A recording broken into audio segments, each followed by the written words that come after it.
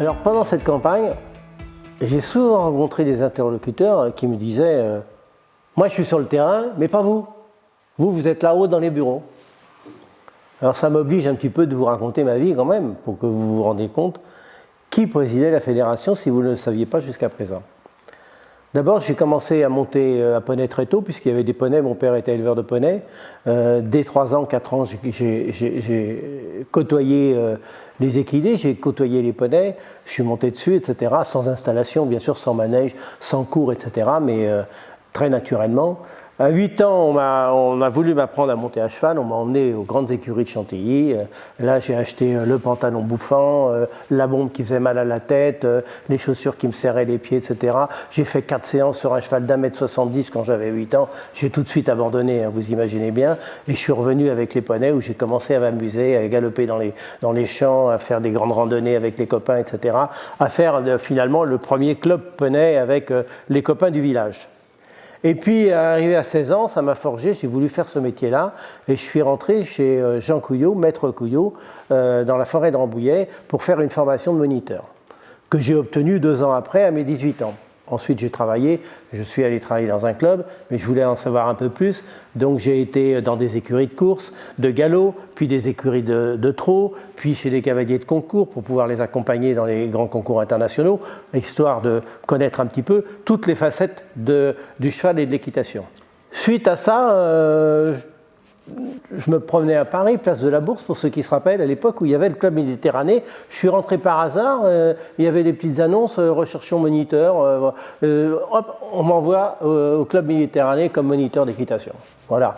Et je dois dire que là, j'ai appris beaucoup de choses. Après une formation assez strictement militaire, de passer au club Méditerranée dans un autre univers, dans un autre monde, pédagogiquement, ça m'a fait un bien extraordinaire et j'ai découvert vraiment ce que c'était de satisfaire son public, de plaire à son public, de séduire son public et de lui faire découvrir une activité pour qu'il soit lui-même complètement séduit.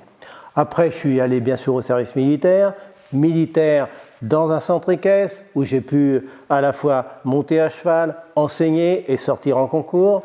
Sorti du service militaire, je suis parti outre-mer pour m'occuper toujours d'un centre d'équitation, d'un club. Et puis, après quelques années, on revient toujours chez soi. Je suis revenu chez moi. Mes parents avaient l'exploitation agricole. J'ai repris l'exploitation agricole. Je suis devenu planteur de tabac. Je n'ai jamais fumé, mais quand même. Et au bout de 2 ans, j'avais plus que les feuilles de tabac à manger. Je suis revenu à mon premier métier, qui était moniteur d'équitation. C'est là où j'ai ouvert, proche de Paris, un petit poney club avec quelques Shetland. Ma femme m'a rejoint à ce moment-là, elle a pris en main le poney club qui m'a donné de la liberté pour en créer un autre. Et j'avais toujours eu, outre-mer, quand j'étais bien au bord des plages et des bordées de cocotiers devant l'eau bleue, la résolution de dire si un jour je fais centre équestre, je le ferai à Paris. Et donc j'ai pris mon bâton de pèlerin, j'ai cherché des espaces à Paris pour pouvoir y faire un centre équestre. Et c'est comme ça que j'ai pu développer dans le 19e arrondissement, à Paris, intramuros, un centre équestre. Alors ce centre équestre-là, c'était pas acquis, hein. On n'est pas venu me donner un centre équestre sur un plateau. Il y avait un no man's land, on m'a dit écoutez le comte, si vous voulez, prenez un petit coin là, puis quand on aura besoin, vous partirez. Hein. Et puis ça a duré 1 an, 2 ans, 3 ans, 4 ans, 5 ans, et puis je me suis dit je vais me faire mettre à la porte tous les jours, donc je vais chercher un autre endroit. Et c'est comme ça que j'ai trouvé un deuxième endroit. Puis le deuxième endroit, pareil, l'instabilité complète en me disant vous pouvez faire vos petites activités avec vos petits poneys là, mais quand on aura besoin de l'espace, il faudra partir. Donc j'en ai cherché un troisième. Et puis les choses se sont organisées, l'équipe s'est constituée parce qu'on ne fait rien sans équipe, une fois de plus, on ne fait rien sans des gens avec qui vous êtes accompagnés et qui adhèrent à votre projet. Et puis le premier club s'est confirmé, le deuxième s'est confirmé, et c'est ainsi que j'ai fait plusieurs centres équestres dans la région parisienne parce que c'était une volonté dès le départ, que j'avais pris là-bas, très loin, outre-mer, de pouvoir faire quelque chose dans une zone urbaine. J'ai développé un type d'établissement équestre, un type de poney club qui permet de populariser l'équitation et de la rendre accessible le mieux possible. Et voilà pourquoi aujourd'hui, ou ensuite, je me suis investi dans la fédération parce que j'avais envie d'avoir une fédération qui s'occupent des clubs, comme chacun d'entre vous aujourd'hui, qui soient utiles pour le développement d'équitation, qui nous amènent des outils pédagogiques, qui nous amènent des compétitions adaptées, qui nous amènent des règlements adaptés aux clubs, ce qui n'était pas le cas lorsque j'ai commencé à m'investir dans les instances fédérales.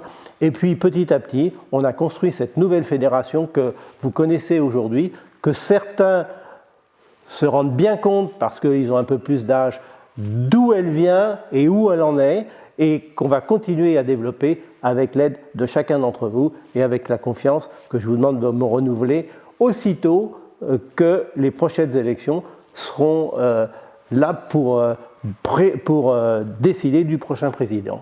Donc le terrain, je connais, j'y suis encore tous les jours, c'est ma passion, ça m'a conduit toute ma vie, et si je me suis engagé dans la fédération, c'est pas parce que j'avais envie d'être président, bien sûr, mais c'était parce que j'avais envie d'avoir une fédération utile à mes activités équestres que je développais sur mon terrain.